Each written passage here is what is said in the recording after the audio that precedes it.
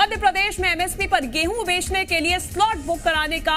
आज आखिरी दिन है। किसान शाम 6 बजे तक गेहूं की फसल बेचने के लिए स्लॉट बुक करा सकते हैं। किसान कॉमन सर्विस सेंटर, ग्राम पंचायत, लोक सेवा केंद्र, कैफे और खरीदी केंद्र के जरिए स्लॉट की बुकिंग करा सकते हैं। सरकारी छुट्टियों के कारण सरकार ने स्लॉट बुक कराने की अंतिम तारीख 13 अप्रैल से बढ़ाकर 17 अप्रैल कर दी थी और आज 17 अप्रैल यानी कि आखिरी दिन है और आखिरी दिन है स्लॉट बुकिंग का और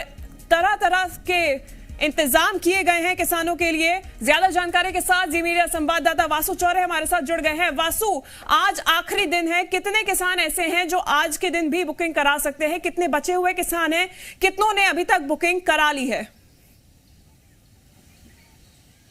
बिल्कुल शिवांगी, देखिए मध्य प्रदेश में लगातार समर्थन मूल्य पर गेहूं का खरीदी का जो क्रम है वो चल रहा है और प्रदेश के बड़ी संख्या में ऐसे किसान हैं जो इस पूरे समर्थन मूल्य पर गेहूं खरीदी से अब तक लाभान्वित हुए हैं। पहले 13 अप्रैल तक अंतिम तारीख थी स्लॉट बुकिंग के लिए।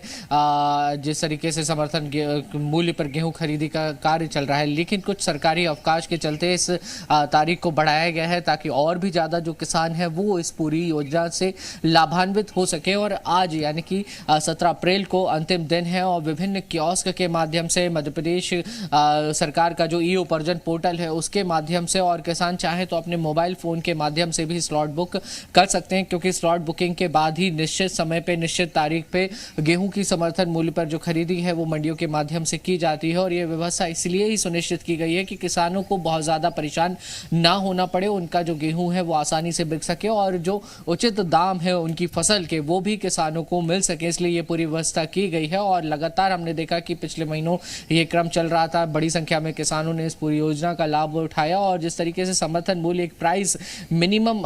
प्राइस जो है वो सेट हो जाता है तो उससे किसानों को ये बहुत बड़ा फायदा होता है कि उन्हें औने पौने दामों पर अपनी फसल नहीं बेचनी पड़ती। और बड़े पैमाने पर देखिए, अगर आप व्यापारी वर्ग भी देखेंगे तो उन्होंने भी गेहूं की खरीदी की है और चूंकि समर्थन मूल्य पहले से तय था तो उससे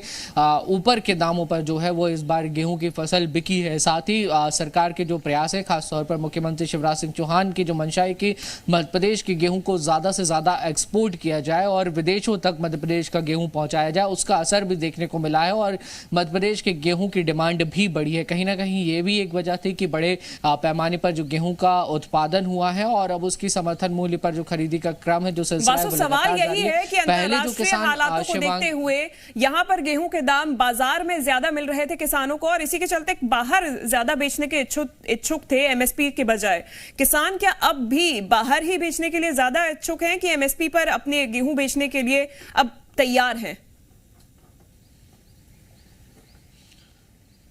बिल्कुल शिवांगी, देखिए जो एमएसपी होता है वो एक तय दाम होता है कि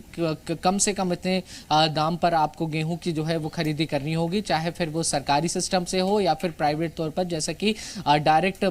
सेलिंग होती है और डायरेक्ट बाइंग होती है, यानी कि जो अनाज व्यापारी हैं, गल्ला व्यापारी हैं, वो खुद गेहूँ को खरीद सकते हैं। और ये पूरी तरह से किसानों की मंशा पर निर्भर करता है कि उन्हें अपनी गेहूँ को किस मंडी में बेचना है, किसी व्यापारी को बेचना है और फिर उसके लिए अगर किसान अपने स्तर पर उसे एक्सपोर्ट करने की व्यवस्था करना चाहते हैं तो वो कर सकते हैं। लेकिन मध्य प्रदेश में जिस तरीके से गेहूं की खरीदी हुई है और उनको